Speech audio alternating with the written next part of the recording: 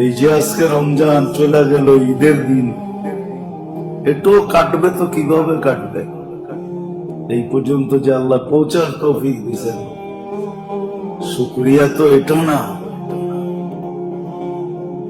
শুকরিয়া তো এটা না যে রমজানে মসজিদ বড় ছিল, আজকে থেকে মসজিদ খালি থাকবে। শুকরিয়া তো এটা ছিল না। শুকরিয়া তো এটা না যে ঘোরাঘুরি করবে। শুকরিয়া তো এটা না যে ছুটাছুটি করবে। শুকরিয়া তো এটা না